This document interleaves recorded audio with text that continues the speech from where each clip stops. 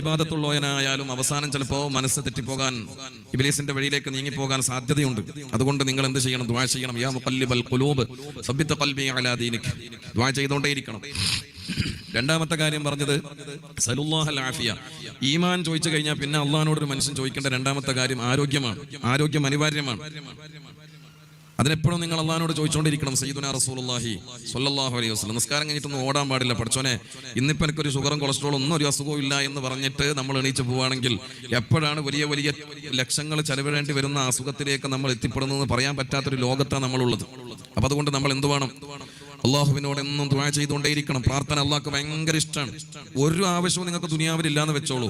എന്നാലും അള്ളാഹുവിനോട് റബ്ബനാ ആതിനാ ഫിദ്ദുനിയാ ഹസന വഫിൽ ആഖിറതി ഹസനതൻ വഖിനാ അദാബന്നാർ ഇതെങ്കിലും പറയുന്ന അടിമയോട് അള്ളാഹുവിന് വലിയ ഇഷ്ടമാണ്. മറ്റുള്ളവരെ കൊണ്ട് ദുആ ചെയ്യാൻ വസിയത്ത് ചെയ്താൽ മാത്രം പോരാ. ദുആ നമുക്ക് ചെയ്യാൻ പറ്റണം. ഒറ്റക്ക് അള്ളാഹുവിനോട് സംവദിക്കണം. ഒറ്റക്കിരുന്ന് കൊണ്ട് പടച്ചവനോട് നമ്മുടെ ആവശ്യങ്ങൾ പറയാൻ കഴിയണം. ആണുങ്ങളായാലും പെണ്ണുങ്ങളായാലും ഒറ്റക്കിരുന്ന് കൊണ്ട് നമ്മുടെ വിഷമവും ബുദ്ധിമുട്ടും പടച്ചവന്റെ മുന്നിൽ സമർപ്പിക്കാൻ നമുക്ക് കഴിയണം. അങ്ങനെയുള്ളവരെ അള്ളാഹ്ക്ക് വലിയ ഇഷ്ടമാണ്. അല്ലാത്ത ആളുകളെ എത്ര വലിയ തിരക്ക് പിടിച്ചിട്ട് ദുആർക്കൂല, അല്ലെങ്കിൽ ദുആക്കിരിക്കൂല, അല്ലെങ്കിൽ ദുആ ചെയ്യുന്ന സമയത്ത് മര്യാദക്ക് ആമീൻ പറയൂല, അതിൽ മടി കാണിക്കും എന്നുള്ള ആളുകളാണ് അത്രത്തോളം ആരാധനകളിൽ, ഇബാദത്തുകളിൽ വളരെയേറെ അള്ളാഹ്ക്ക് ഇഷ്ടമുള്ള ഈ പ്രാർത്ഥനയോട് മടി കാണിക്കുന്ന, വിരോധം വെക്കുന്ന ആളുകൾ മരിക്കുന്നതിന് മുമ്പ് ഓൻ ദുആ ചെയ്യാണ്ട് മരിക്കൂല എന്നാണ്. ഒരു ദുആ എനിക്ക് വേണ്ട, എനിക്കൊരു കുഴപ്പമില്ല എന്ന് കരുതിയിരിക്കുന്ന ആളുകളായാലും മരിക്കുന്നതിന് മുമ്പ് ഓനെ കൊണ്ട് അല്ലാഹു സുബ്ഹാനഹു വ തആല ദുആ ചെയ്യിപ്പിച്ചിട്ടല്ലാണ്ട് ഓൻ ദുനിയാവെന്ന് മരിക്കൂല എന്നാണ്. അത്രക്കും അള്ളാഹ്ക്ക് ഇഷ്ടമുള്ള കാര്യമാണെന്ത്? ദുആ എന്ന് പറയുന്നത്. അത് മുഅ്മിനിന്റെ ആയുധവും കൂടിയാണ്. ഇവിടെ നമ്മൾ ഇതാ ഒരുപാട് കാര്യങ്ങൾ അള്ളാഹുവിനോട് തേടുന്ന കൂട്ടത്തിൽ പരിശുദ്ധ റസൂലുള്ളാഹ് സ്വല്ലല്ലാഹു അലൈഹി വസല്ലം തങ്ങളെ ഉമ്മത്തിനോട് പഠിപ്പിച്ചു. 5 കാര്യങ്ങളിൽ നിങ്ങൾക്ക് ബറക്കത്തുണ്ടാകാൻ വേണ്ടി ദുആ ചെയ്യണേ. 5 കാര്യങ്ങളിൽ നിങ്ങൾക്ക് ബറക്കത്തുണ്ടാകാൻ ദുആ ചെയ്യണേ. സയ്യിദുനാ റസൂലുള്ളാഹ് സ്വല്ലല്ലാഹു അലൈഹി വസല്ലം എൻ്റെ പ്രിയപ്പെട്ട മുഅ്മിനീങ്ങളെ ആ ദുആ ഇങ്ങനെയാണ്: അല്ലാഹുമ്മ ബാരിക് ലനാ ഫീ അസ്മാഇനാ. പടച്ചോനെ, ഞങ്ങളുടെ കേൾവിയിൽ ഞങ്ങൾക്ക് നീ ബറക്കത്ത് നൽകണേ അല്ലാഹ്.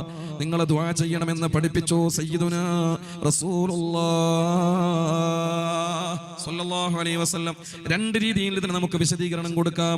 ഒന്ന്, അല്ലാഹു സുബ്ഹാനഹു വ തആല നമുക്ക് നൽകിയിട്ടുള്ള കാതിന്റെ ശക്തി, കേൾവി ശക്തി, അത് മരിക്കുന്നത് വരെ നിലനിൽക്കുക എന്നുള്ളത് കേൾവിയുടെ ബറക്കത്താണ്.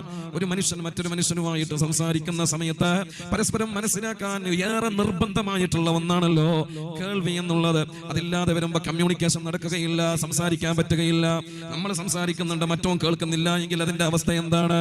അതുകൊണ്ട് തന്നെ അല്ലാഹുവിന്റെ ഹബീബായ റസൂലുള്ളാഹി സ്വല്ലല്ലാഹു അലൈഹി വസല്ലം തങ്ങൾ പറഞ്ഞു, നിങ്ങളുടെ കേൾവിയിൽ ബറക്കത്തുണ്ടാകാൻ വേണ്ടിയിട്ട് ദുആ ചെയ്യണേ. അല്ലാഹുമ്മ ബാരിക് ലനാ ഫീ അസ്മാഇനാ. മറ്റൊന്നോ നല്ലത് കേൾക്കുക എന്നുള്ളതാണ്. ചെവി ഉണ്ടായി എന്നതുകൊണ്ടായില്ല നല്ലത് കേൾക്കുക. നല്ലത് കേൾക്കാനുള്ളൊരു തൗഫീഖ്. ജുമാക്ക് വേണ്ടിയിട്ട് പള്ളിയിലേക്ക് വന്നു. വരുത്തൊക്കെ കുറെ വൈകിട്ടുണ്ട്. ഇപ്പോൾ വയസ്സന്മാരടക്കം അതിൽ വളരെയേറെ പുറകോട്ടാണ്.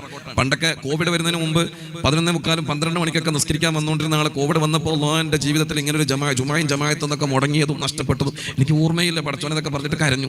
ഇപ്പോൾ ബാങ്ക് കൊടുത്തിട്ടും ഇവിടെ ഹുത്തുബൊക്കെ തുടങ്ങുന്ന നേരത്തെ ചില 60, 65, 70 വയസ്സായ ആൾക്കാരൊക്കെ കയറി വരുന്നത് കോവിഡിന്റെ ശേഷം ഒക്കെ ലെവല് തെറ്റിപ്പോയിട്ടുണ്ട്.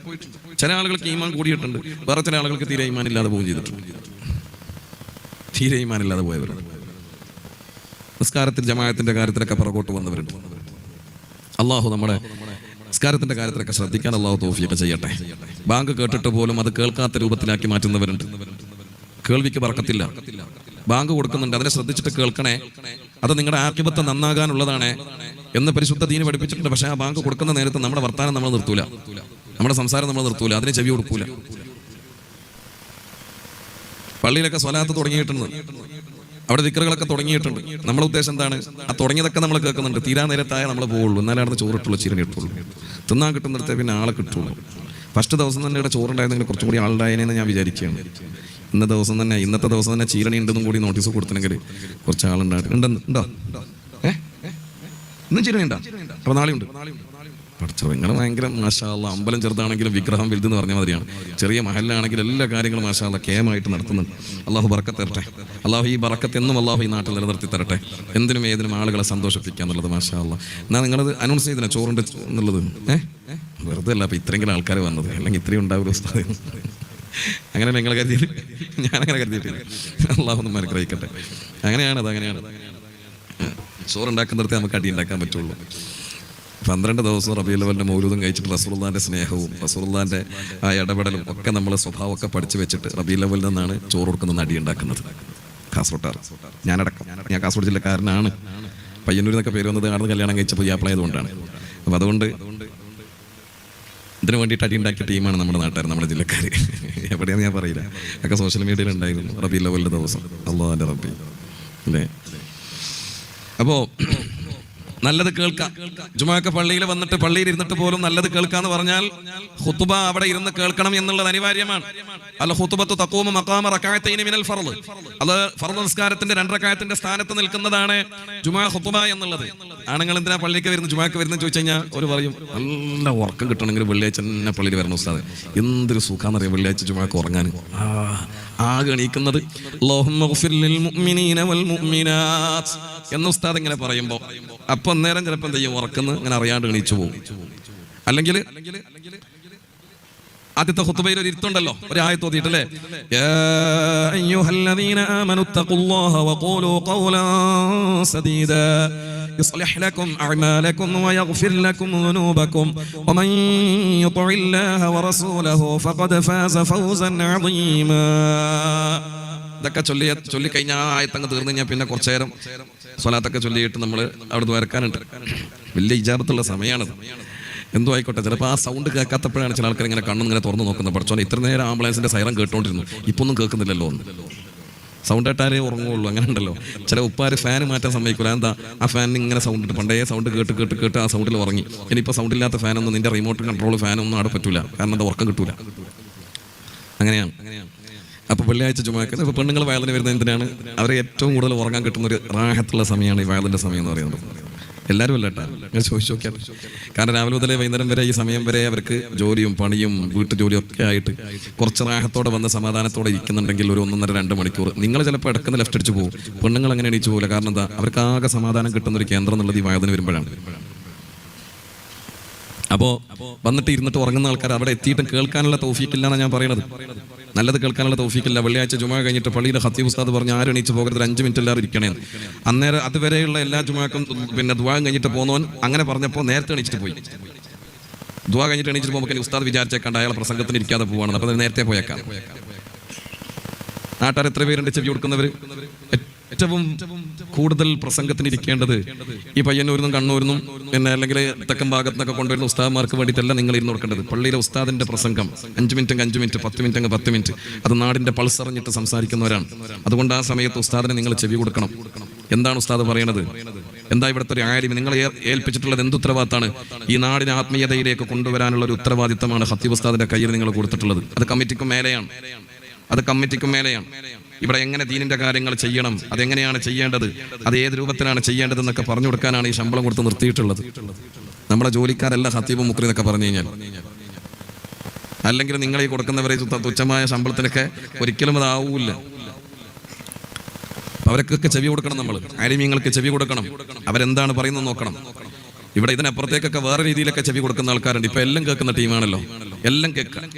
ഇതാ സ്റ്റാറ്റസ് നോക്കിയാൽ കാണാം, ഹുസൈൻ സലഫിന്റെ ഉണ്ടാകും, മുജാഹിദ് ബാലുശ്ശേരിന്റെ ഉണ്ടാകും, സിറാജിന്റെ ഉണ്ടാകും, പിന്നെ ഏതാണ് സിറാജ് ബാലുശ്ശേരി, പിന്നെ അങ്ങനെ കുറെ എണ്ണം. എന്താ പറയാ, ഖുർആന് കഷ്ണം പഠിച്ചിട്ട് അതിനെ കള്ളരൂപത്തിൽ അവർക്ക് പറ്റാവുന്ന രീതിയിൽ വ്യാഖ്യാനിച്ചുകൊണ്ട് നമ്മുടെ മുശ്രിക്കാക്കി നടക്കുന്ന കുറച്ച് ടീമുണ്ട് നമ്മുടെ ഈ നാട്ടിലെ കൂട്ടത്തിൽ ഉണ്ട്. ഇന്നലെ വരെ തറാവീഹ് 20 റക്അത്ത് നിസ്കരിച്ചിരുന്നു, ഇപ്പോൾ എനിക്ക് 8 റക്അത്താണ്.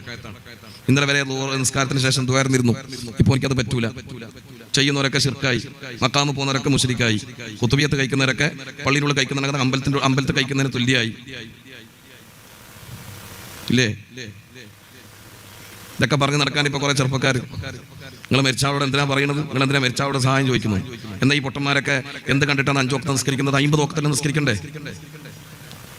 നിങ്ങൾ അങ്ങോട്ട് തിരിച്ച് ചോദിക്കേണ്ട ചില ചോദ്യങ്ങൾ. മലയാളത്തിലൊക്കെ ഖുതുബ പോകുന്നുണ്ട്, പിന്നെ അത്തയ്യാത്തും ഫാത്തിയൊക്കെ മലയാളത്തിൽ തന്നെ ഒതുക്കൂടെ? ഇതിനെ ഖുതുബ മാത്രം മലയാളത്തിലാക്കുന്നത്? നിങ്ങൾ അങ്ങോട്ട് ചോദിക്കണ്ടേ?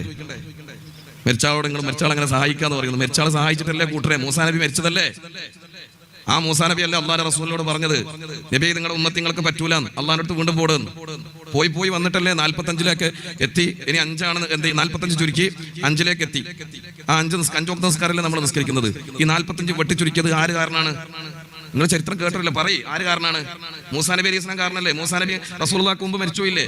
മരിച്ചോയെ മൂസാ നബി സഹായിച്ചത് തെറ്റായില്ലേ? അപ്പൊ ഈ പൊട്ടന്മാരൊക്കെ നിസ്കരിക്കുന്ന 5 വക്ത നിസ്കാരം എങ്ങനെ ശരിയാവുക? അവർ 50 വക്ത നിസ്കരിക്കണ്ടേ? കാരണം അവർ പറയണ്ടേ മരിച്ചവരെ സഹായിക്കാൻ പറ്റൂല, ആ സഹായം നമുക്ക് ശരിയാവൂല, അത് റസൂലുള്ളാഹിനെ സഹായിച്ചത് ശരിയായില്ല. നമ്മൾ 50 വക്തത്തിന്റെ ആളാണ്, അവർ നിസ്കരിച്ചോട്ടെ രാവിലെ മുതൽ രാത്രി വരെ.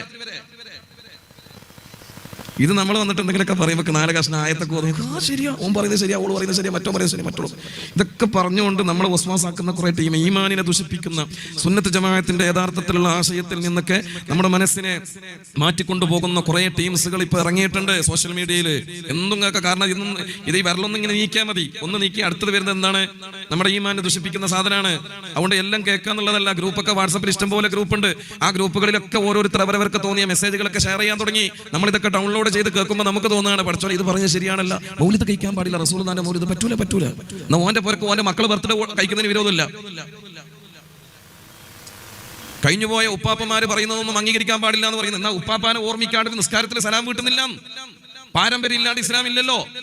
പാരമ്പര്യം ഉള്ളത് കൊണ്ടല്ലേ അല്ലാഹുമ്മ സ്വല്ലി അലാ സയ്യിദിനാ മുഹമ്മദ് വഅലാ ആലി സയ്യിദിനാ മുഹമ്മദ് എന്ന് പറഞ്ഞ് നിർത്തുന്നില്ലല്ലോ. കമാ സ്വല്ലൈത അലാ ഇബ്രാഹിം നബി എന്നുള്ളത് റസൂലുള്ളാഹിക്ക് മുമ്പുള്ള പാരമ്പര്യമല്ലേ നമ്മൾ മനസ്സിലാക്കേണ്ടത്. അള്ളാഹു നമുക്ക് ബോധം തരട്ടെ. എന്തിനും ഏതിനും അള്ളാഹിനോട് ചോദിച്ചാൽ മതി, നിങ്ങൾ അതിന്റെ ഇടയിൽ അടയാളന്മാരെ വെക്കുന്നതെന്ന് ചോദിച്ചു. മഹ്ശറയിൽ വെച്ചിട്ട് ഏറ്റവും കൂടുതൽ ഒരു മനുഷ്യൻ ഏറ്റവും കൂടുതൽ അള്ളാഹുവായിട്ട് അടുക്കുന്ന ഒരു സമയം ഏതാണ്? മഹ്ശറയിലാണ്. അടിമയും ഉടമയും ഏറ്റവും അടുത്ത് നിൽക്കുന്ന സമയം എന്ന് പറയുന്നത് അത് മഹ്ശറയിലാണ്. ആ മഹ്ശറയിൽ നിങ്ങൾക്ക് ഹിസാബിനായിട്ട് രക്ഷപ്പെടാൻ വേണ്ടിയിട്ട് ഡയറക്റ്റ് അല്ലാഹുവിനോട് ചോദിച്ചാൽ പോരെ? എന്തിനാണ് അവിടെ പ്രവാചകന്മാരോടെല്ലാം ചോദിക്കുന്നുണ്ട്? ആ ചോദിച്ചിട്ട് അവസാനം പ്രവാചകന്മാരൊക്കെ വിരൽ ചൂണ്ടുന്നുണ്ട്. ആ വിരൽ ചൂണ്ടുന്നത് ആരെയാണ്? മുഹമ്മദുർ റസൂലുള്ളാഹ്. ആ ഹബീബായ നബി തങ്ങളല്ലേ നമുക്ക് വേണ്ടിയിട്ട് ശുപാർശ ചെയ്യുന്നത്? ആ ശുപാർശയിലല്ലേ ആളുകൾ അങ്ങോട്ട് ഹിസാബിന് എടുക്കുകയാണ്. സ്വർഗത്തിലേക്ക് കൊണ്ടുപോകേണ്ടവരെ സ്വർഗത്തിലേക്ക്, നരകത്തിലേക്ക് കൊണ്ടുപോകേണ്ടവരെ നരകത്തിലേക്ക്. ശഫാഅത്തുൽ ഉദമ ആമായിട്ട് എല്ലാ ആളുകൾക്കും, മുസ്ലിമീങ്ങൾക്കും അവിശ്വാസികൾക്കടക്കം അല്ലാഹു സുബ്ഹാനഹു വ തആല ഹിസാബ് ഒരുക്കാൻ വേണ്ടിയിട്ട് ശഫാഅത്തുൽ ഉദമ ഹബീബായ നബി തങ്ങളല്ലേ ചോദിക്കുന്നത്. എന്തേ മനുഷ്യന്മാർക്ക് ഡയറക്റ്റ് ആണെന്ന് ചോദിച്ചൂടെ അള്ളഹാനോട്? എന്തിനാ റസൂലുള്ളാഹിനെ ഇടയിൽ നിർത്തുന്നത്? നിങ്ങൾ എൻ്റെ അടുത്ത് വന്നിട്ട് ഒരിക്കലും ഈ സമയത്ത് സഹായം ചോദിക്കാൻ പാടില്ല. മുസ്ലിമീങ്ങളായ പിന്നെ നിങ്ങൾ ചെയ്യുന്നത് ശിർക്കാണ്. റസൂലുള്ളാഹി അങ്ങനെ പറഞ്ഞിട്ട് നിങ്ങളെ തട്ടിയോ മാറ്റിയോ? ഇല്ല. അല്ലെങ്കിൽ എന്തൊരു വിഡ്ഢിത്തരമാണ് കൂട്ടരെ. നിങ്ങൾ ആലോചിച്ച് നോക്കിയാട്ടെ, ഈ കൂട്ടരൊക്കെ മക്കയിൽ പോകുന്നുണ്ട്, ഉംറ ചെയ്യുന്നുണ്ട്, ഹജ്ജിനൊക്കെ പോകുന്നുണ്ട്. എന്തൊരു പൊട്ടത്തരാണ്. നിങ്ങൾ ആലോചിച്ച് നോക്ക്. ആരെ ഹജ്ജ് ചെയ്യണം, എങ്ങനെ ചെയ്യണം എന്ന് ഈ ലോകത്തിന് പഠിപ്പിച്ചത് ആരാണ്? ഒന്ന് പറഞ്ഞാട്ടെ, ആരാ പഠിപ്പിച്ചത്? നിങ്ങൾ ഇത്ര സഈ ചെയ്യണം, നിങ്ങൾ ഇങ്ങനെ തവാഫ് ചെയ്യണം, നിങ്ങൾ ഇന്ന സ്ഥലത്ത് താമസിക്കണം, ഇന്ന സ്ഥലത്ത് കല്ലെറിയണം എന്ന് ഈ ഉമ്മത്തിന് ഖിയാമത്ത് നാൾ വരെ ഇനി വരാനുള്ള ഉമ്മത്തിന് പഠിപ്പിച്ചു കൊടുത്തത് ആരാണ്? ഹബീബായ റസൂലുള്ളാഹി സ്വല്ലല്ലാഹു അലൈഹി വസല്ലം. പഠിപ്പിച്ചു കൊടുത്ത ഇൽമൊക്കെ അവിടെ പോയി ചെയ്യുന്നുണ്ട്. എന്നാൽ പഠിപ്പിച്ച ഉസ്താദിനെ പറ്റൂല. അവർക്ക് മദീനത്തേക്ക് പോയിക്കൂടാ. അവിടെ പോയിട്ട് അസ്സലാമു അലൈക അയ്യുഹൻ നബി വറഹ്മത്തുള്ളാഹി വബറകാതുഹു എന്ന് പറഞ്ഞു. ഈ വിവരദോഷികളായ ആളുകൾ അവർ നമ്മുടെ മുശ്രിക്കാണെന്ന് പറയുന്നതിനേക്കാളും കഷ്ടമല്ലേ അവരുടെ കാര്യം? ഒരു മനുഷ്യന്റെ ജീവിതത്തിൽ അല്ലാഹുവും അവന്റെ റസൂലിനോടുള്ള മഹബ്ബത്തില്ല എങ്കിൽ ഈമാനില്ല. അല്ലാഹുവിനോടും അവന്റെ റസൂലിനോടും മഹബ്ബത്തില്ല എങ്കിൽ ഈമാനില്ല. ഖാദിസിയ്യ യുദ്ധത്തിൽ സ്വഹാബത്തിനെ അവിടെ തോൽക്കുമെന്നുള്ള ഭയം വന്നപ്പോ കൂട്ടത്തിൽ ഇരുന്നു കൊണ്ട് സ്വഹാബത്തെ ചർച്ച ചെയ്തത് എന്താണെന്നറിയോ? റസൂലുള്ളാഹിന്റെ എന്തോ ഒരു സുന്നത്ത് നമ്മൾക്ക് മിസ്സായിട്ടുണ്ട്, ഹബീബായ നബി തങ്ങളെ ഏതൊരു സുന്നത്ത് നമ്മൾ മിസ് ചെയ്യുന്നുണ്ട്, അതെന്താണ് എന്നാണ്. അവരെ കയ്യിൽ നോക്കുമ്പോൾ ഒരു അറാഖിന്റെ കഷ്ണവും ഇല്ല. അവർ അറാഖ് സംഘടിപ്പിച്ചു, ഖാദിസിയ്യ യുദ്ധം നടന്നു, അവിടെ വിജയമുണ്ടായി. എന്താ ഉണ്ടായത്? റസൂലുള്ളാഹിന്റെ സുന്നത്ത് നിലനിർത്തി. സുന്നത്ത് നഷ്ടപ്പെടുമ്പോൾ ലോകത്ത് വലിയ അദാബുകൾ ഉണ്ടാകും. ഇജ്ജാദി ഫിത്നകൾ ഉണ്ടാക്കുന്ന സലഫികളും വഹാബികളൊക്കെ ലോകത്ത് കടന്നു വന്നത് കൊണ്ടാണ് ഈ ഉമ്മത്തിന് വലിയ അദാബുകൾ വന്നു തുടങ്ങിയത്, ബറക്കത്ത് കുറഞ്ഞത്. അതുകൊണ്ട് നമ്മുടെ കൂട്ടത്തിൽ, കുടുംബത്തിൽ, സഹപാഠികളിൽ ഇത്തരം വിവരമില്ലാത്ത ആളുകൾ എന്തെങ്കിലുമൊക്കെ കൊണ്ടുവന്ന് ഷെയർ ചെയ്യുമ്പോൾ അത് കേൾക്കാൻ നിൽക്കരുത്. ചിലത് കാണുമ്പോൾ നമ്മൾ വിചാരിച്ചു പോകും പറയുന്നത് ശരിയാണല്ലോ, കാരണം അതിന്റെ അത്ര ഇൽമ നമ്മൾ ആ ഭാഗത്ത് പഠിച്ചിട്ടില്ല. അപ്പൊ അറിയുന്ന ആലിമീങ്ങളോട് പോയി ചോദിക്കണം നമ്മൾ, ഇങ്ങനെ ഒരു വിഷയം ഉണ്ടല്ലോ ഉസ്താദെ, ഇതിനെന്താണ് കൃത്യമായ മറുപടി എന്നുള്ളത്. അള്ളാഹു നമുക്ക് ബോധം തരട്ടെ. നല്ലത് കേൾക്കുക എന്നുള്ളതാണ് അല്ലാഹു സുബ്ഹാനഹു വ തആല നമുക്ക് നൽകിയിട്ടുള്ള കാതിന്റെ ബറക്കത്ത് എന്നുള്ളത്. ഉമ്മമാരെ, ചെറുപ്പക്കാരെ, ഇന്ന് പരിശുദ്ധമായ ഖുർആൻ കേൾക്കുന്നതിനേക്കാളേറെ, നന്മ നിറഞ്ഞ വഅദുകൾ ഉപദേശങ്ങൾ കേൾക്കുന്നതിനേക്കാളേറെ പാട്ടുകളും മ്യൂസിക്കുകളും കേൾക്കുന്ന കാലമല്ലേ? അതിന് ചെവി കൊടുക്കാൻ മടിയില്ലാത്ത വിഭാഗമല്ലേ കൂടുതലും കാണാൻ കഴിയുന്നത്?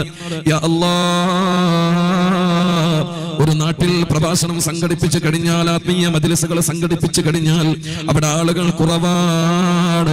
മറിച്ചോ ഒരു കോമഡി ഷോ അല്ലെങ്കിൽ ഒരു പാട്ട് ഷോ, സ്റ്റേജ് ഷോ, ഇതുപോലെ ഏതെങ്കിലും പാട്ടുകാരെ കൊണ്ടുവന്ന് നിരത്തിയിട്ട് അവിടെ പാട്ടുകൾ ഉണ്ടായാൽ അതിന് കാതു കൊടുക്കുന്ന ആളുകളായി മാറിയില്ലേ? അശ്ലീലതകൾ കേൾക്കാൻ നമ്മൾ ഏറ്റവും താല്പര്യപ്പെടുന്നവരാണ്.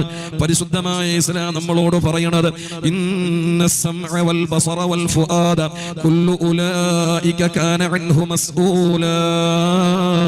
നന്മയെ നിങ്ങൾ കേൾക്കാൻ പാടുള്ളൂ. മുഅ്മിനീങ്ങളെ, ഈ കാലഘട്ടത്തിലുള്ള നമ്മുടെ ചെവിയും നമ്മുടെ ഉപയോഗവും എല്ലാം ഫിത്നകളിലേക്കാണ് കൂടുതൽ നീങ്ങിക്കൊണ്ടിരിക്കുന്നത്. ആ കേൾവിയെല്ലാം കൂടുതൽ ഉപയോഗപ്പെടുത്തുന്നത് ഫിത്നകൾക്ക് വേണ്ടിയാണ്. അതുകൊണ്ട് കേൾവിയെ സൂക്ഷിക്കണേ. ഫിത്ന എന്താ? ഫിത്ന എന്ന് പറഞ്ഞാല് പള്ളിയിൽ വരുന്നത് എന്തിനാണെന്നറിയോ? പള്ളിയിൽ വരുന്നത് ആമോചിനെ കണ്ടാൽ രണ്ട് വർത്താനം പറയാനുണ്ട്. പള്ളിന്റെ സ്റ്റെപ്പിൽ ഇരുന്നിട്ട് ഒന്നുകിൽ കമ്മിറ്റിക്കാരെ പറ്റിയിട്ടുള്ള ഫിത്നയായിരിക്കും, അല്ലെങ്കിൽ പള്ളിയിലെ ഖത്തീബിനെ, മുഅല്ലിമിനെ, മുഅദ്ദിനെ പറ്റിയിട്ടുള്ള ഫിത്നയായിരിക്കും, നാട്ടിലുള്ള ആരെങ്കിലും പറ്റിയിട്ടുള്ള ഫിത്നയായിരിക്കും. സ്റ്റെപ്പിലിരുന്നിട്ട് നിസ്കാരം കഴിഞ്ഞിട്ട് ഒരു 5 മിനിറ്റ് മറ്റോനെ പറ്റിയിട്ട് 2 വാക്ക് കുറ്റം പറയാണ്ട് ഇറങ്ങിയിട്ട് ഈ ഗേറ്റ് കിടക്കാൻ നമ്മളെ കൊണ്ട് പറ്റണില്ല. ഇത് കേൾക്കാനായിട്ട് കുറേ ആൾക്കാർ വൈകുന്നേരം ചായ കുടിക്കാൻ വേണ്ടി പോകുന്നവരുണ്ട്, തട്ടുകടയിലും അതേപോലെ തന്നെ പലയിടങ്ങളിലൊക്കെ. വയസ്സന്മാരെ കൂട്ടത്തിൽ തന്നെ ഉണ്ട്. ഔക്കറിന്റെ കടയിൽ നിന്ന് കുറച്ച് ഒരു ഗ്ലാസ് കട്ടൻ ചായയും ഫിത്ന കടിയും.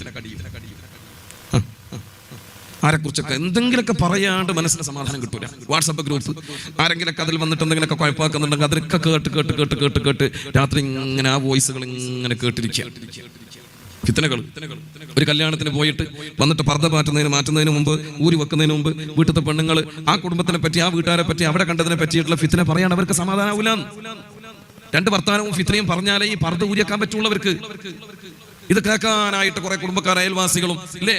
നാട്ടിലൊക്കെ എത്ര ഫിത്നകൾ. നിങ്ങളുടെ കൂട്ടത്തിൽ മാത്രമായിട്ട് ഞങ്ങളുടെ കൂട്ടത്തിൽ ഫിത്നയുണ്ട്. ഉസ്താദമാർ ഫിത്ന പറയുന്നവരുണ്ട്. അള്ളാഹു നമ്മളൊക്കെ കാക്കട്ടെ. ആ ഫിത്നക്ക് വേണ്ടിയിട്ട് വാട്സപ്പ് ഗ്രൂപ്പുകൾ ഉണ്ടാക്കുന്നവരുണ്ട്. തമ്മിൽ തന്നെ ലോകത്ത് അള്ളാന്റെ ദുനിയാവില് പാര വെക്കുന്ന കൂട്ടത്തിൽ നിന്ന് ഏറ്റവും വലിയ പാര വെക്കുന്ന ടീമാണ് ഉസ്താദന്മാർ എന്നുള്ളത്. അള്ളാഹു നമുക്കൊക്കെ ഹിദായത്ത് നൽകട്ടെ, ഈമാൻ നിലനിർത്തി തരട്ടെ. ദുനിയാവിൽ ഒരാൾക്കും നാവ് കൊണ്ട് ദ്രോഹം ചെയ്യാൻ ഒരവസ്ഥ വരാതെ എന്നും സ്നേഹം നിലനിർത്താൻ അള്ളാഹു തൗഫീഖ് നൽകട്ടെ. ഒരാളുടെയും ഫിത്നകൾ കേൾക്കുന്ന സാഹചര്യം വരാതെ നല്ല പോലെ ജീവിക്കാൻ അള്ളാഹു തൗഫീഖ് ചെയ്യട്ടെ. ആമീൻ യാ റബ്ബൽ ആലമീൻ. 2 പേര് കൂടിയാൽ അവിടെ പിന്നെ 3ാമതൊരുത്തനെ പറ്റിയിട്ടല്ലേ വർത്താനം പറയുന്നത്? 3 ആൾ കൂടിയാൽ പിന്നെ 4ാമതൊരാളെ പറ്റിയിട്ടല്ലേ സംസാരിക്കുന്നത്? നിങ്ങൾ ആലോചിച്ച് നോക്കിയാട്ടെ. ഒരാളെ പറ്റിയിട്ടും ദുനിയാവിൽ സംസാരിക്കാൻ, മറ്റൊരാൾക്ക് നമ്മൾ പറയപ്പെടുന്ന വ്യക്തിക്ക് വെറുപ്പുള്ള കാര്യങ്ങൾ, ഇഷ്ടപ്പെടാത്ത കാര്യങ്ങൾ ഒരിക്കലും നമ്മളത് ചർച്ച ചെയ്യാൻ പാടില്ല.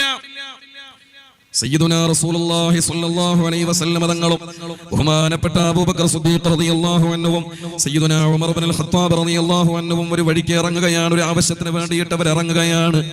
ആ യാത്രയിൽ അവർക്ക് സഹായത്തിനായിട്ട് മറ്റൊരാളെയും കൂടി അവർ കൂട്ടുകയാണ്. അങ്ങനെ അവരെ നടന്ന് യാത്ര ആരംഭിച്ച് ഇങ്ങനെ കുറെ കഴിഞ്ഞപ്പോ അവരൽപ്പം വിശ്രമിക്കാമെന്ന് തീരുമാനിക്കുന്നു. വിശ്രമം കഴിഞ്ഞ് ഭക്ഷണം കഴിച്ചു പോകാമെന്നുള്ള രീതിയിലാണ് അവർ തീരുമാനിച്ചത്. വിശ്രമം കഴിഞ്ഞു, ഉറക്കിൽ നിന്നുണർന്നു. അബൂബക്കർ സിദ്ദീഖ് റളിയല്ലാഹു അൻഹുവും ഉമർ ഇബ്നുൽ ഖത്താബ് റളിയല്ലാഹു അൻഹുവും ഉണർന്നിട്ട് ഭക്ഷണം റെഡിയായിട്ടുണ്ടോ എന്ന് നോക്കുമ്പോ സഹായത്തിനായി കൂടെ കൂട്ടിയിട്ടുള്ള അയാൾ നല്ല ഉറക്കിലാണ്. അയാൾ ഇപ്പോഴും ഉറങ്ങിക്കൊണ്ടിരിക്കുകയാണ്. ഇത് കണ്ടപ്പോ അബൂബക്കർ സിദ്ദീഖ് റളിയല്ലാഹു അൻഹു, ഉമർ ഇബ്നുൽ ഖത്താബ് റളിയല്ലാഹു അൻഹു രണ്ടിൽ ഒരാള് പറഞ്ഞുപോയി, ഇയാൾ ഭയങ്കര ഉറക്കിന്റെ ആളാണല്ലോ എന്ന് പറഞ്ഞു. അത് ഒരാൾ പറഞ്ഞപ്പോ മറ്റാൾ അത് കേട്ടു. അയാൾ വിളിച്ചു, ഭക്ഷണം റെഡിയാക്കി കൊണ്ടുവന്നു. മുത്തായ റസൂലുള്ളാഹി സ്വല്ലല്ലാഹു അലൈഹി വസല്ലം തങ്ങളുടെ മുന്നിൽ പാചകം ചെയ്ത ഫുഡ് കൊണ്ടുവന്ന് വെച്ചു. കടിക്കാൻ വേണ്ടിയിട്ട് ഇവരിയ്ക്കുകയാണ്. കറിയെടുക്കാൻ വേണ്ടിയിട്ട് അബൂബക്കർ തങ്ങൾ, ഉമർ തങ്ങൾ കറിയെടുക്കാൻ വേണ്ടിയിട്ട് റസൂലുള്ളാഹി സ്വല്ലല്ലാഹു അലൈഹി വസല്ലം തങ്ങളുടെ മുന്നിലുള്ള ഭക്ഷണപാത്രത്തിലേക്ക് കൈ നീട്ടിയപ്പോ അല്ലാഹുവിന്റെ റസൂൽ അവരെ തടഞ്ഞു. സ്വഹാബ, നിങ്ങൾക്ക് കറിയുടെ ആവശ്യമില്ല, നിങ്ങളുടെ വായ നിറയെ ഞാൻ മാംസം കാണുന്നുണ്ട് സ്വഹാബ, പല്ലിലാകെ ഞാൻ മാംസം ഇങ്ങനെ കാണുന്നുണ്ട് സ്വഹാബ. സയ്യിദുനാ റസൂലുള്ളാഹി സ്വല്ലല്ലാഹു അലൈഹി വസല്ലം ഹബീബായ നബി തങ്ങളോട് അവർ പറഞ്ഞു, ഇല്ല നബിയെ, ഞങ്ങൾ ഫുഡ് കഴിച്ചിട്ടില്ലല്ലോ, കഴിക്കാൻ വേണ്ടി ഇരുന്നതല്ലേ ഉള്ളൂ.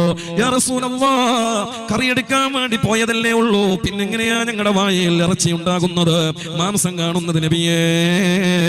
ഹബീബായ നബി തങ്ങൾ പറഞ്ഞു, സ്വഹാബത്തെ, നേരത്തെ നിങ്ങളെ കൂട്ടത്തിലുള്ള സഹായിയായി കൂടെ കൂട്ടിയിട്ടുള്ള ആളെ പറ്റിയിട്ട് നല്ല ഉറക്കിന്റെ ആളാണെന്ന് നിങ്ങളിൽ ഒരാൾ പറയുകയും മറ്റേയാൾ അത് കേൾക്കുകയും ചെയ്തുവല്ലോ.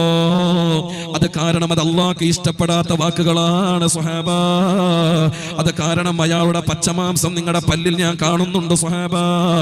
സയ്യിദുനാ റസൂലുള്ളാഹ് സ്വല്ലല്ലാഹു അലൈഹി വസല്ലം ഹബീബായ നബി തങ്ങൾ ഇത് പറഞ്ഞപ്പോ അബൂബക്കർ തങ്ങളും ഉമർ തങ്ങളും അവിടെ നിന്ന് കരയാൻ തുടങ്ങി. യാ റസൂലല്ലാഹ്, മാപ്പാക്കണേ നബിയേ, പൊരുത്തപ്പെടണേ നബിയേ. അല്ലാഹുവിന്റെ റസൂല് പറഞ്ഞു, എന്നെ പറ്റിയിട്ടല്ലോ നിങ്ങളെ പറഞ്ഞത്. ആരെ പറ്റിയാണോ നിങ്ങളെ പറയുകയും കേൾക്കുകയും ചെയ്തത് അവരോട് ചെന്ന് മാപ്പ് ചോദിക്കണേ സ്വഹാബാ. എന്റെ പ്രിയപ്പെട്ട മുഅ്മിനീങ്ങളെ, ഇവിടുന്നതാ 1,00,000 അതിൽ കൂടുതലൊക്കെ ചെലവിട്ടുകൊണ്ട് പവിത്രമായ ഉംറക്ക് വേണ്ടിയിട്ട് ഒരുങ്ങുകയും പരിശുദ്ധമായ ഹറമൈനിൽ എത്തിപ്പെടുകയും ചെയ്ത ആളുകൾ മക്കയിൽ നിന്നങ്ങ് സലാം പറഞ്ഞിട്ട് പരിശുദ്ധമായ മദീനയിലേക്ക് എത്തുമ്പോ അല്ലാഹുവിന്റെ റസൂലിന്റെ സന്നിധിയിൽ ചെന്ന് അസ്സലാമു അലൈക അയ്യുഹൻ നബിയ്യു വറഹ്മത്തുള്ളാഹി വബറകാതുഹു ഇതങ്ങ് ചൊല്ലിക്കഴിഞ്ഞാൽ അവിടുന്നതാ രണ്ട് ഖലീഫമാർക്കും സലാം പറയേണ്ടവരല്ലേ നമ്മള്, പറഞ്ഞു പോയവരല്ലേ നമ്മള്, പറയാൻ വേണ്ടി അവിടെ എത്തിപ്പെടാൻ വേണ്ടി ആഗ്രഹിക്കുന്നവരും ദുആ ചെയ്യുന്നവരുമല്ലേ നമ്മള്. മുഅ്മിനീങ്ങളെ, ജീവിതത്തിൽ ഉറപ്പ് വരുത്തണേ, ഒരാളെ പറ്റിയിട്ടും ഫിത്ന പറയൂല, കേൾക്കുകയുമില്ല. ചില ആളുകൾ പറയാറില്ലേ, ഞാൻ ഫിത്ന പറയാറില്ല എന്നുള്ളത് ശരിയാണ്. പക്ഷെ പലരും പറയുന്നത് കേൾക്കുന്നവരില്ലേ, കേൾക്കുകയും ചെയ്യരുത് കൂട്ടരെ. കുടുംബത്തിനെ പറ്റിയോ അയൽവാസികളെ പറ്റിയോ നാട്ടിലുള്ളവരെ പറ്റിയോ നിങ്ങളുടെ സുന്നത്ത് ജമാഅത്തിന്റെ ആശയാദർശത്തിൽ ഉറച്ചു നിൽക്കുന്ന ആളുകളെ പറ്റിയോ ആരെങ്കിലും എന്തെങ്കിലും വന്ന് പറയുമ്പോ അതും ഇതും പറഞ്ഞതൊക്കെ ശരിയാണെന്നുള്ള രീതിയിൽ മറ്റുള്ളവരിലേക്ക് ഷെയർ ചെയ്യാൻ വേണ്ടിയിട്ട് ചെവി കൊടുത്തിട്ട് സേവ് ചെയ്ത് വെക്കല്ലേ. പറയുന്നത് കേൾക്കുമ്പോ പറയാൻ തുടങ്ങുമ്പോ പറയണം, മോനെ, ഒരാളെ പറ്റിയും എന്നോട് ഫിത്ന പറയല്ലേ, കേൾക്കാൻ എനിക്ക് നേരമില്ല. അല്ലാഹു എനിക്ക് തന്നിട്ടുള്ള ഈമാൻ അത് ഏത് രൂപത്തിലാണെന്ന് അറിയുകയില്ലല്ലോ. ആ ഈമാൻ മരണം വരെ നിലനിർത്തേണ്ടത് എന്റെ കടമയാണല്ലോ. അതുകൊണ്ട് ഫിത്നകൾ കേൾക്കാതെയുള്ള ജീവിതമാണ് എനിക്ക് വേണ്ടത്. അതിന് നീ എന്റെ കേൾവിയിൽ ബറക്കത്ത് നൽകണേ അല്ലാ. അടുക്കള ഭാഗത്തുള്ള ജനലങ്ങ് തുറന്നു വെച്ചിട്ട് അപ്പുറത്തെ വീട്ടിലുള്ള പെണ്ണിന്റെ ജനലും തുറന്നു വെച്ചിട്ട് അവൾ ഇങ്ങോട്ട് നോക്കുന്നുണ്ടോ എന്ന് കാത്തു നിന്നിട്ട് രണ്ടുപേരും ഇപ്പുറം വീട്ടിൽ നിന്നും അപ്പുറത്തെ വീട്ടിൽ നിന്നും അപ്പുറത്തുള്ള മറ്റൊരു അയൽവാസിയെ പറ്റിയിട്ട് ഫിത്ന പറയുന്ന സ്വഭാവം, അത് കേൾക്കുന്ന സ്വഭാവമുള്ള ആളുകൾ ആരെങ്കിലും ഇവിടെ വയത് കേൾക്കാൻ വേണ്ടി വന്ന കൂട്ടത്തിൽ പെണ്ണുങ്ങളുടെ കൂട്ടത്തിലുണ്ട് എങ്കിൽ ഉമ്മമാരെ, നോമ്പിന് മാത്രമല്ല ഫിത്ന പറയാനും കേൾക്കാനും പാടില്ല എന്നുള്ളത് മരണം വരെ വിശ്വാസിക്ക ഭൂഷണമല്ല. അത് ഈമാനുള്ളവർക്ക് ചേർന്ന പണിയല്ല. ഫിത്നകൾ ഒഴിവാക്കണേ, മറ്റുള്ളവരെ പറ്റി പറയുന്നതും കേൾക്കുന്നതും ഒഴിവാക്കണേ. ഈമാനുള്ള ആളുകൾക്ക് ചേർന്ന പണിയല്ല. ആഖിബത്ത് നന്നായി മരിക്കാൻ ആഗ്രഹിക്കുന്നവര് അതേ വീട്ടിലായാലും ഏത് സ്ഥലത്തായാലും മറ്റൊരാളെയും പറ്റിയിട്ട് നിങ്ങൾ പറയല്ലേ. സയ്യിദുനാ റസൂലുള്ളാഹ് സ്വല്ലല്ലാഹു അലൈഹി വസല്ലം രണ്ടാമത്തെ കാര്യം അല്ലാഹുവിന്റെ റസൂൽ പറയാണ്, അല്ലാഹുമ്മ ബാരിക് ലനാ ഫീ അസ്മാഇനാ വ അബ്സാരിനാ. കാഴ്ചയിൽ ഞങ്ങൾക്ക് നീ ബറക്കത്ത് നൽകണേ അല്ലാഹ്. കാഴ്ചയിലുള്ള ബറക്കത്ത് എന്ന് പറഞ്ഞാൽ അല്ലാഹു നമുക്ക് നൽകിയിട്ടുള്ള 2 നേത്രങ്ങൾ, അത് അനുഗ്രഹമാണല്ലോ. എത്രയോ ആളുകൾ കണ്ണുണ്ടായിട്ട് കാണാൻ വയ്യാതെ വിഷമിക്കുന്നവരില്ലേ, കണ്ണട വെച്ചിട്ടും വേണ്ടതുപോലെ പുറത്തിറങ്ങിയിട്ട് നടക്കാൻ കഴിയാതെ ബുദ്ധിമുട്ടുന്നവരില്ലേ. ഉപ്പമാരെ, ഉമ്മമാരെ, ഇതുവരെ അള്ളാഹു തന്ന ആയുസ്സും ആരോഗ്യവും വെച്ചിട്ട് കണ്ണൊരു ബുദ്ധിമുട്ടും നിങ്ങൾക്ക് വന്നിട്ടില്ല എങ്കിൽ ഞാൻ നിങ്ങളോട് ചോദിക്കട്ടെ, ദിവസവും എത്ര വട്ടം ഖുർആൻ എടുത്തിട്ട് ഓതുന്നവരാണ് നിങ്ങൾ? എത്ര വട്ടം നിങ്ങളുടെ കണ്ണുകൊണ്ട് ഖുർആനിലേക്ക് നോക്കുന്നവരാണ് നിങ്ങൾ? ഉപ്പാ, ഉമ്മമാരെ, എത്ര തിരക്കിട്ട ജോലികൾക്കിടയിലും മൊബൈൽ നോക്കാൻ നമുക്ക് വിരോധമില്ല, മടിയില്ല. അതിന് വലിയ കാഴ്ചയുടെ ആവശ്യമില്ല. അതിന് നോക്കാൻ നമുക്ക് സമയം കിട്ടാത്ത ഒരു അവസ്ഥ വരുന്നില്ല. എപ്പോഴും വാട്സപ്പിലാണ്, ഇൻസ്റ്റയെ നോക്കുന്നവരാണ്, ഫേസ്ബുക്കിലാണ്. പതിരാ നേരമായാൽ പോലും ഉറക്കമൊടിച്ചിട്ട് മൊബൈലിന്റെ മുന്നിൽ ഇരുന്നു കൊണ്ട് നോക്കുന്നവരാണ്. സുബ്ഹാനല്ലാഹ്. സലാം വീട്ടി കഴിഞ്ഞാൽ നമ്മുടെ കയ്യിൽ മൊബൈൽ എടുത്തിട്ട് നോക്കുന്നില്ലേ? ആരെങ്കിലും വിളിച്ചിട്ടുണ്ടോ? ആരെങ്കിലും മെസ്സേജ് അയച്ചിട്ടുണ്ടോ? നമ്മുടെ നോട്ടവും ശ്രദ്ധയും ചിന്തയും ഇന്ന് മൊബൈലിലേക്കാകുമ്പോ ഖുർആൻ അന്യാധീനപ്പെട്ടു പോയില്ലേ? അതിനെ നമ്മൾ മറന്നുപോയില്ലേ? പള്ളികളിലേക്ക് ഉംറ കഴിഞ്ഞ് വരുമ്പോ എന്റെ പാളിയാറ് പള്ളിയിലേക്ക് ഞാൻ ഇതാ ഒരു 10 മുസാഫ് കൊടുക്കാൻ വേണ്ടിയിട്ട് നിയ്യത്ത് ചെയ്തിട്ടാ ഉംറയിൽ നിന്ന്, മക്കയിൽ നിന്ന്, മദീനയിൽ നിന്ന്, ഗൾഫിൽ നിന്നൊക്കെ കൊണ്ടുവന്ന് വെച്ചിട്ടുള്ളത്. പക്ഷെ ഞാനായിട്ടെന്ന് വരെ മുസാഫ് തുറന്നു നോക്കിയിട്ടില്ല. എത്ര പേര് ഇന്നലെ അൽക്കഹഫ് മുസാഫ് നോക്കിയിട്ട് അൽക്കഹഫ് ഓതി വരുന്ന കൈവൊക്കെ? മാഷാ അല്ലാഹ്, മാഷാ അല്ലാഹ്. കൂടുതൽ ആളുകൾ നോക്കാത്തവരാണ്. കൂടുതൽ സത്യം പറഞ്ഞല്ലോ. അള്ളാഹു ഇനിയെങ്കിലും നോക്കാൻ തൗഫീഖ് ചെയ്യട്ടെ. ഇനിയെങ്കിലും നോക്കാൻ അള്ളാഹു തൗഫീഖ് തരട്ടെ. നിങ്ങൾ എന്താ കരുതിയത്? നമ്മുടെ പള്ളിയിൽ ഇങ്ങനെ മുസാഫ് വെച്ചിട്ട്, വീട്ടിലൊക്കെ ഇങ്ങനെ മുസാഫ് വെച്ചിട്ട് അതിങ്ങനെ വെച്ച് അതിന്റെ ഭംഗിയും നോക്കിയിട്ട് പറ്റൂല. ഒരു ദിവസത്തിൽ ഒരു വട്ടമെങ്കിലും നമുക്ക് എന്ത് വേണം? അതിനെ കയ്യെ പിടിച്ചെടുത്തിട്ട് നമുക്കൊന്ന് നോക്കി ചുംബനം ചെയ്തിട്ട് വെക്കാനുള്ള തൗഫീഖ് ഉണ്ടാകണം. അള്ളാഹു തൗഫീഖ് തരട്ടെ. അതൊക്കെ ആ ഖബറിലേക്ക് വരുള്ളൂ കൂട്ടരെ. ഇവിടെ നമ്മുടെ വിഷമവും ബുദ്ധിമുട്ടും പ്രയാസമൊക്കെ അറിയാനും കാണാനും കേൾക്കാനൊക്കെ ആൾക്കാരുണ്ട്. ഒന്ന് കണ്ണ് ചിമ്മുന്ന ഒരു ദിവസം വരുന്നില്ലേ? ആലോചിച്ച് നോക്കിയേ, ഒന്ന് ആലോചിച്ച് നോക്കിയേ. രാത്രി ഇവിടുന്ന് പോവുകയാണ്, നിങ്ങൾ പോയി കിടന്നുറങ്ങി, അലാറങ്ങനെ അടിക്കുന്നുണ്ട്. രാവിലെ ഭാര്യ വന്നിട്ട് അപ്പോഴേക്കും വിളിച്ചു, അറിഞ്ഞില്ല, അറിയുന്നില്ല, ചലനമില്ല, കൈക്കും കാലിലും ശരീരത്തിന് എവിടെയും ചലനമില്ല. പിന്നെ ഇവിടെ ബഹളമായി, വേദനയായി, കരച്ചിലായി. അറിഞ്ഞു വാളിയാറിലുള്ള ഇന്നയാൾ മരണപ്പെട്ടു. പള്ളിയിൽ സുബഹിക്ക് അനൗൺസ് വരികയാണ്, ഇന്നാ ലില്ലാഹി വ ഇന്നാ ഇലൈഹി റാജിഊൻ. സുബ്ഹാനല്ലാഹ്. നമ്മുടെ നാട്ടിലുള്ള ഇന്നയാള് അല്ലെങ്കിൽ ഇന്നവള് മരണപ്പെട്ടിട്ടുണ്ട്. വേദനയോടെ നിങ്ങളെ അറിയിക്കുകയാണ്.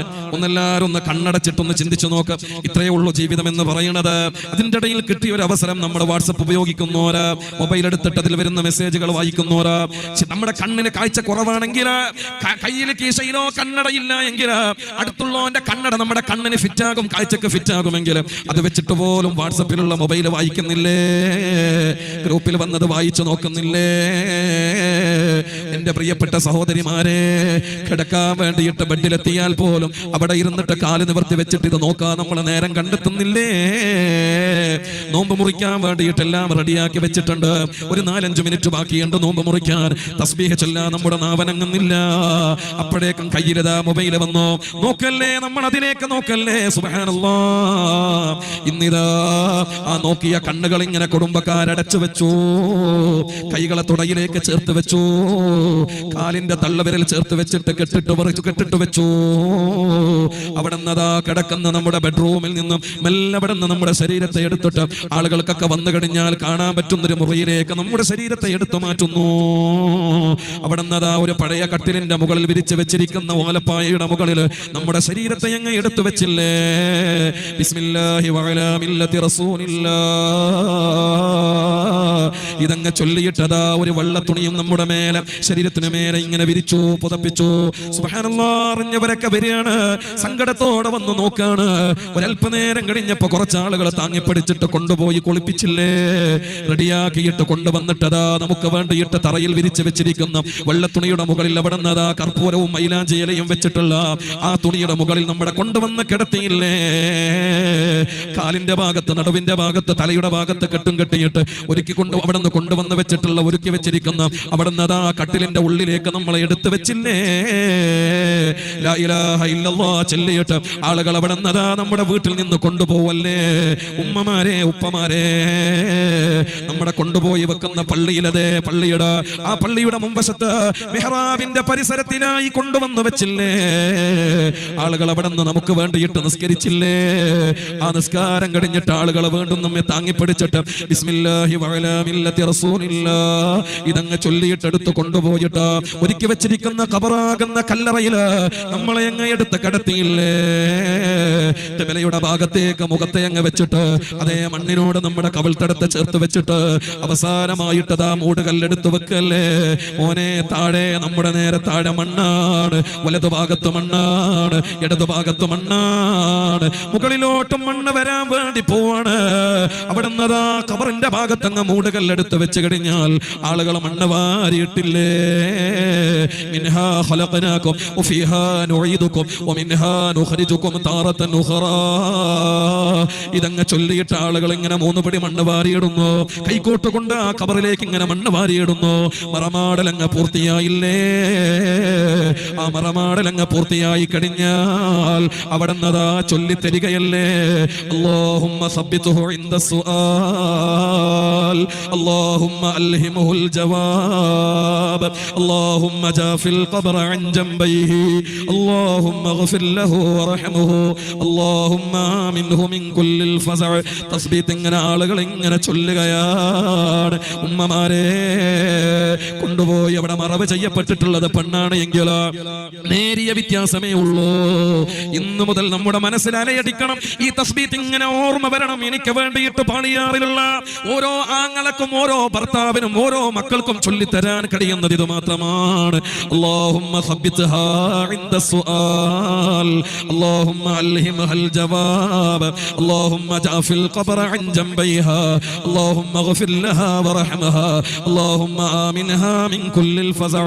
ഈ തസ്ബീത്ത് ഇങ്ങനെ ചൊല്ലിയിട്ട് അവിടെ നിന്നതാ നിർത്താൻ വേണ്ടി പോകുമ്പോ പള്ളിയിൽ ഏൽപ്പിക്കപ്പെട്ട ഉസ്താദിന് ഇരിക്കാൻ വേണ്ടിയിട്ട് ഒരു കല്ല് കൊണ്ടുവന്നിട്ട് ഖബറിൽ കിടക്കുന്നവന്റെ മുഖത്തിന്റെ നേരെ മേൽഭാഗത്ത് വെച്ചിട്ടുണ്ട്. വന്നയാൾ ഇന്നലെ രാത്രി വരെ നിങ്ങളെ കണ്ട ഖതീബ് ഉസ്താദ് അസ്സലാമു അലൈക്കും എന്നാണ് സലാം പറഞ്ഞത്. കമ്മിറ്റിക്കാരോടായിക്കോട്ടെ, ജമാഅത്തിന് വന്നവരോടായിക്കോട്ടെ, ഭക്ഷണത്തിന് വേണ്ടിയിട്ട് വീട്ടിൽ വന്ന സമയത്തായിക്കോട്ടെ, അസ്സലാമു അലൈക്കും എന്നാണ് ഇന്നലെ വരെ സലാം പറഞ്ഞത്. ആ ശരീരത്തിൽ നിന്ന് ആദരിക്കപ്പെട്ട അല്ലാഹു നിങ്ങൾക്ക് നൽകിയിട്ടുള്ള ആത്മാവിനെ അല്ലാഹു അങ്ങ് തിരിച്ചു വിളിച്ചപ്പോ, കൊണ്ടുവന്നൊരുക്കി വെച്ചിരിക്കുന്ന ഖബറിലേക്ക് നിങ്ങൾ എത്തിപ്പെട്ടപ്പോ വന്നിട്ട് ഉസ്താദ് അവിടെ ഇരുന്നിട്ട് നിങ്ങളോട് സലാം പറയുന്നത് ഇങ്ങനെയല്ലേ, അസ്സലാമു അലൈക്കും ദാറ ഖൗമിൻ മുഅ്മിനീൻ വ ഇന്നാ ഇൻഷാ അല്ലാഹു ബികും ലാഹിഖൂൻ. ഈ സലാം ഇങ്ങനെ ചൊല്ലിയിട്ട് മോനെ മോളെ അവിടെ ഉസ്താദ് പറഞ്ഞു തരികയാണ്, ഇദാ ജാഅകൽ മലകാനിൽ കരീമാനിൽ മുസമ്മയാനി ബിമുൻകരിൻ വ നകീർ. ഞങ്ങൾ ഇവിടെ നിന്ന് പിരിയാൻ പോവാണ്. ഞങ്ങളും നിങ്ങളുമായിട്ടുള്ള കടമകൾ ഇവിടെ തീരാൻ പോവാണ്. എല്ലാം അവസാനിച്ചു. ഇനി ഇവിടെ വരാൻ വേണ്ടി പോകുന്നത് 2 മലക്കുകളാണ്. അവരുടെ 2 പേരുടെയും പേര് മുൻകർ നകീർ എന്നാണ്. ആ 2 പേരും വന്നിട്ട് ഐഖവാക അജ്ലസാക സഅലാക, അവരെ നിന്നെ വിളിച്ചുണർത്തുന്നു മോനെ, അവരെ നിന്നെ പിടിച്ചിരുത്തുന്നു. എന്നിട്ട് നിന്നോട് ചില ചോദ്യങ്ങൾ ചോദിക്കുന്നു. ആ ചോദിക്കുന്ന കൂട്ടത്തിൽ ഒരു ചോദ്യം നിന്നോട് ചോദിക്കുന്നത് നിന്റെ ഇമാമാരാണ്, നിന്റെ ഇമാമാരാണ്. ദുനിയാവിൽ 40, 50, 60 കൊല്ലത്തോളം അല്ലാഹു ജീവിതം തന്നിട്ട് ഒരു വട്ടമെങ്കിലും ഖുർആനെ കയ്യിൽ പിടിക്കാനുള്ള ഭാഗ്യം കിട്ടാതെ പോയവരാണ് എങ്കിൽ അറിയണേ രക്ഷിതാക്കളെ, ഖുർആനുമായിട്ട് ഖൽബ് കൊണ്ടുള്ള ബന്ധം നമുക്കില്ലാതെ പോയിട്ടുണ്ട് എങ്കിൽ മറുപടി പറയാനേ കഴിയില്ല. പറയണം അവിടെ നിന്റെ ഇമാം ഖുർആനാണ്. അതിന് വേണ്ടത് എന്താണ്? ജീവിതത്തിൽ അല്ലാഹു നോക്കാൻ വേണ്ടിയിട്ട് നിങ്ങൾക്ക് തന്നിട്ടുള്ള ഖുർആനില്ലേ, ആ ഖുർആനിലേക്ക് നോക്കണേ. അത് ഖബറിൽ നിങ്ങൾക്ക് നേരം പോക്കായി വരുന്നതാണ്. അല്ലാഹു നമ്മെ ആ വിഭാഗത്തിൽ ഉൾപ്പെടുത്തട്ടെ. ഖുർആനിന്റെ ശുപാർശ ലഭിക്കുന്നവരിൽ അല്ലാഹു ഉൾപ്പെടുത്തട്ടെ. അതിന് ജീവിതത്തിൽ ഖുർആനെ കയ്യിൽ പിടിക്കാൻ ഇന്നു മുതൽ അല്ലാഹു നമുക്ക് തൗഫീഖ് തരട്ടെ. ഒരു ദിവസവും അതിനോട് മുഖം തിരിക്കാതെ ഖൽബ് കൊണ്ട് ഖുർആനിലേക്ക് അടുക്കാൻ അല്ലാഹു നമുക്ക് തൗഫീഖ് തരട്ടെ. പടച്ചറപ്പതിനുള്ള ഭാഗ്യം നമുക്ക് തരട്ടെ. നമ്മളിങ്ങനെ ദ്വാരക്ക ആമീൻ പറയാന്നല്ലാതെ ചില ആളുകളൊക്കെ ഇതൊക്കെ എടുക്കണമെങ്കിൽ ഓർക്ക് എന്തെങ്കിലും ബുദ്ധിമുട്ട് വരണം. അപ്പൊ തങ്ങളടുത്ത് പോയി ഏതോ മന്ത്രം പറഞ്ഞു കൊടുക്കുന്ന ഉസ്താദിന്റെ അടുത്തും പോയി അയാൾ പറഞ്ഞു നിങ്ങൾ 40 ദിവസം ബഖറ ഓതണം, അല്ലെങ്കിൽ ഇന്നാലിന്ന സൂറത്ത് ഓതണം. അതൊക്കെ സുഖമായിട്ട് ഓതും. അത് കഴിഞ്ഞ ശേഷം പിന്നെ ഒരു വിവരം ഉണ്ടാവില്ല. മക്കളില്ല എന്നും പറഞ്ഞ് സങ്കടം പറയുന്ന ആളോട് പറഞ്ഞ് നിങ്ങൾ മക്കളുണ്ടാകാൻ വേണ്ടി ഇന്ന സൂറത്ത് ദിവസവും എടുത്തിട്ട് ഓതിക്കോളൂ. അതാകുന്നവരെ ഓതും. കുട്ടികൾക്ക് കല്യാണം ആയിട്ടില്ല, മക്കൾക്ക് കല്യാണം ആയിട്ടില്ല, അതാകുന്നത് വരെ ഓതും. പിന്നെ അത് കഴിഞ്ഞാൽ വേണ്ട. എല്ലാം അങ്ങനെയാണ്. നമുക്കൊരു അനുഗ്രഹം കിട്ടുന്നവരെ ഉണ്ടാവുള്ളൂ. അത് കഴിഞ്ഞാൽ പിന്നെ ഇല്ല. മനുഷ്യൻ എന്തെങ്കിലും ഇടങ്ങേറെ ബുദ്ധിമുട്ട് വന്നു കഴിഞ്ഞാൽ ആ സമയത്ത് മാത്രം അല്ലാഹനെ വിളിക്കുള്ളൂ. അത് കഴിഞ്ഞാൽ പിന്നെ പോയി. ഇവിടെ എന്റെ പ്രിയപ്പെട്ട മുഅ്മിനീങ്ങളോട് എനിക്ക് പറയാനുള്ള, നിർത്താൻ വേണ്ടി പോകുന്ന നേരത്ത് പറയാനുള്ളത്, ഖബറിലേക്ക് കൊണ്ടുപോയി വെക്കുന്ന ഒരു ദിവസം നമുക്ക് വരുന്നത് അത് ഇന്നത്തെ രാത്രിയോടുകൂടെ നാളെ പകലിലാണോ നമുക്ക് വേണ്ടി ഖബർ കൊയ്ക്കുക, അതിനാള് വരിക നമുക്കറിയില്ല. നാളെ ഉച്ചക്കാണോ നമ്മുടെ ഖബറിലെത്താൻ അറിയില്ല. നാളെ വൈകുന്നേരത്തോടെയാണോ അതും അറിയില്ല, ഒന്നും അറിഞ്ഞൂടാ. അതിന്റെ ഇടയിൽ ഭൂമിയിൽ ആകെ നമ്മുടെ അവസാനമായിട്ട് ഭൂമിയുടെ മുകളിൽ കിടക്കുന്ന ഒരു സ്ഥലമാണ് ഈ കാണുന്ന ബാളിയാറുള്ള നിങ്ങൾക്ക് ഏറ്റവും ലാസ്റ്റ് ഭൂമിന്റെ മുകളിൽ കിടക്കാനുള്ള സ്ഥലമാണ് ഈ പള്ളി എന്ന് പറയുന്നത്.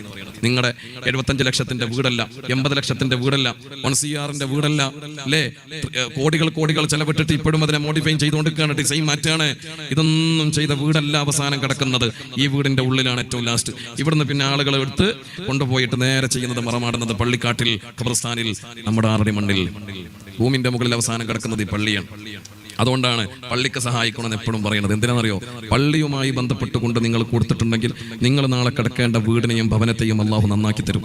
ദുനിയാവിൽ അള്ളാന്റെ ഭവനം എന്ന് പറയുന്നത് പള്ളിയാണ്. ഈ പള്ളിയുടെ നിലനിൽപ്പിന് വേണ്ടിയിട്ടാണ് എൻ്റെ പ്രിയപ്പെട്ട മുഅ്മിനീങ്ങളെ ഇവിടെ ഒരു ബിൽഡിംഗ് എടുക്കാൻ വേണ്ടിയിട്ട് ഇവർ പ്ലാൻ ചെയ്ത് വെച്ചിട്ടുള്ളത്. ഇതിന്റെ വരുമാന മാർഗത്തിന് വേണ്ടിയാണ്. പലർക്കും ഇതിനോട് ഇന്ന് മുഖം തിരിക്കുന്ന ഒരു സ്വഭാവം വന്നിട്ടുണ്ട്. പള്ളിയുടെ കാര്യം പറഞ്ഞിട്ട് വരിസംഖ്യ 100 റുപ്യ ഉള്ളത് 150 റുപ്യ ആക്കിയാൽ അള്ളാന്റെ റബ്ബേ ജനറൽ ബോഡിയിൽ കുലുമാല്. എന്താ കുലുമാല്? 100 റുപ്യ വരിസംഖ്യ ഉണ്ടായത് 50 റുപ്യ കൂട്ടി 150 റുപ്യ ആക്കി. നാട്ടിലെ കുഴപ്പം. ഇതെന്തിനാ 150 റുപ്യക്ക്? കമ്മിറ്റിക്കാരെ എപ്പോഴും അവർക്ക് പറയാനുണ്ടാകുക സങ്കടമാണ്. ഉസ്താദ്മാർക്ക് ശമ്പളം കൊടുക്കാൻ പറ്റുന്നില്ല. ആ കൊടുക്കുന്ന ശമ്പളമൊക്കെ ചിലപ്പോൾ 3-4 യോഗം ചേർന്നിട്ട് 500 റുപ്യ കൂട്ടി കൊടുക്കുള്ളൂ. ഒരു കൊല്ലം കൂടുമ്പോൾ അങ്ങനെയൊക്കെ ഉണ്ടാവുള്ളൂ. ചിലയിടത്തൊക്കെ പിന്നെ ബാത്റൂമിലെ ക്ലോസറ്റിലെ വെള്ളം പോലെയാണ്, കൂടുമില്ല കുറയുമില്ല, കുറെ കൊല്ലം അങ്ങനെ തന്നെ പോകും. കൊടുക്കുമ്പോൾ പറയും, ഉസ്താദേ നിങ്ങൾക്ക് 10,500 15,000 ആണെങ്കിൽ എന്താ ഭയങ്കര ബർക്കത്തല്ലേ എന്ന് പറയും. നമുക്കൊക്കെ 45-50 വരുമാനമുണ്ട് ഉസ്താദേ, പക്ഷേ ഈ 50 റുപ്യ കിട്ടിയിട്ടൊന്നും വീട്ടിൽ എവിടെയും ഒരു ബർക്കത്തില്ല. നിങ്ങളെ 15,000 ഭയങ്കര ബർക്കത്താണ്, അങ്ങനെയല്ലേ പറയാറുള്ളത്? എവിടെ ഉസ്താദന്മാർക്ക് സഹായിച്ചു കൊടുക്കുന്ന ആളുകൾ പിന്നെ മരിക്കണം. നാട്ടിലൊക്കെ 10-20 കൊല്ലം കഴിഞ്ഞിട്ട് മരിക്കണം. മരിച്ചതിന് ശേഷം ചിലപ്പോൾ അയാൾ അവരുടെ കുടുംബത്തിനെ അന്വേഷിക്കുകയാണ് നാട്ടുകാർ. എന്നിട്ട് പഠിച്ചോനെ അള്ളാ ഇത്ര കൊല്ലൊക്കെ ഇവിടെ ജോലി ചെയ്തിട്ട് ഉസ്താദിന് വീടില്ലല്ലേ, നമുക്ക് വീട് എടുത്ത് കൊടുക്കണം. അടുത്ത കൊല്ലം വേദന വന്നപ്പോൾ ചിലപ്പോൾ നമ്മളോടൊക്കെ പറയും, ഉസ്താദെ ഞങ്ങളുടെ നാട്ടിൽ 10-20 കൊല്ലം ജോലി ചെയ്താൽ. ഞാൻ ഒരു സ്ഥലത്ത് പോയപ്പോൾ ഇങ്ങനെ ഉണ്ടായി. 10-30 കൊല്ലം ഒരു ഉസ്താദ് ജോലി ചെയ്തിട്ട് ആ ഉസ്താദ് ആ മഹല്ലത്തിൽ വെച്ച് മരണപ്പെട്ടു.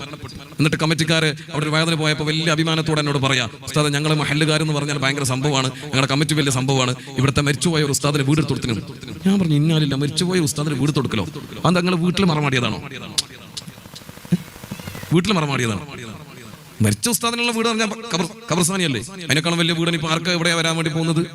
അപ്പൊ നിങ്ങൾ എന്ത് വീട് മരിച്ച ഉസ്താൻ എടുത്തു? മരിച്ച ഉസ്താനല്ല ഉസ്താദെ, ആ ഉസ്താദ് കുറെ കൊല്ലം ഇവിടെ ജോലിത്തിന് മരിച്ചുപോയി. പിന്നെ അയാൾ അവസ്ഥ അന്വേഷിച്ച് നോക്കിയപ്പോൾ കുടുംബത്തിന്റെ ഭയങ്കര വിഷമം തോന്നിയപ്പോൾ ആ കുടുംബത്തിൽ വീട് എടുത്തു. ഞാൻ പറഞ്ഞു, നിങ്ങൾ മരിച്ച ഉസ്താദിനല്ല വീട് എടുത്തത്, മരിച്ച ഉസ്താദിന് വീട് ഒക്കെ റെഡിയായി, അത് 6 അടി മണ്ണ് റെഡിയായി. നിങ്ങൾ ഇനി പറയേണ്ടത് ഒരു കാരണവശാലും കളവ് പറയാൻ പാടില്ല. മരിച്ചു പോയ ഉസ്താദിന്റെ കുടുംബത്തിന് ഞങ്ങൾ വീടുണ്ടാക്കി കൊടുത്തെന്ന് പറഞ്ഞോളൂ. മരിച്ച ഉസ്താദിന് നിങ്ങൾ വീടുണ്ടാക്കി കൊടുത്തിട്ടില്ല, കളവ് പറയാം, അത് പറയാൻ പാടില്ലല്ലോ. ഞാൻ എന്നിട്ട് അവരോട് പറഞ്ഞു, ഈ 30 വർഷം നിങ്ങളുടെ നാട്ടിൽ ജോലി ചെയ്തിട്ട് ഇതൊരു കഴിഞ്ഞ വർഷമാണ് ആ വീടിനെ കുറിച്ച് അന്വേഷിച്ചിട്ട് കുടുംബത്തെ അന്വേഷിച്ചിട്ട് അവർക്ക് വീടുണ്ടാക്കി കൊടുത്തില്ലെങ്കിൽ നിങ്ങൾക്ക് ഇന്ന് അഭിമാനത്തോടെ പറയായിരുന്നു, 10-29 കൊല്ലം ജോലി ചെയ്തിട്ട് ആ ഉസ്താദിന് ഞങ്ങൾ വീടുണ്ടാക്കി കൊടുത്തു, 1 കൊല്ലം ഞങ്ങളുടെ ഉസ്താദ് ആ വീട്ടിൽ താമസിച്ചു, അതിന്റെ ശേഷമാണ് മരിച്ചത്.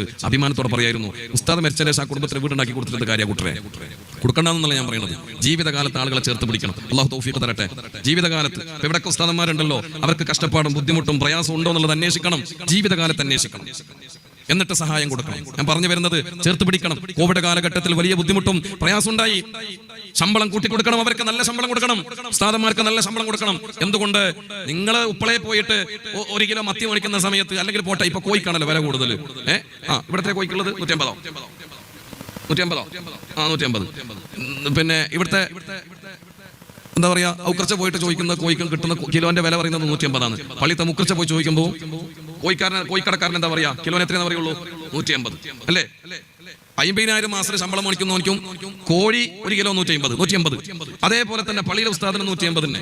പള്ളിയിലെ ഉസ്താദാന്ന് വിചാരിച്ചിട്ട് ഏതെങ്കിലും പിന്നെ ഷോപ്പിലുള്ള ആളുകളോ സൂപ്പർ മാർക്കറ്റിലുള്ള ആളുകളോ പൈസ കുറച്ചിട്ടൊന്നും കൊടുക്കൂലല്ലോ. പിന്നെ പരിചയമുള്ള ആളുകളൊക്കെ ചിലപ്പോൾ എന്തെങ്കിലുമൊക്കെ ഹെൽപ്പ് ചെയ്തുകൂടായില്ല, അത്രേ ഉള്ളൂ.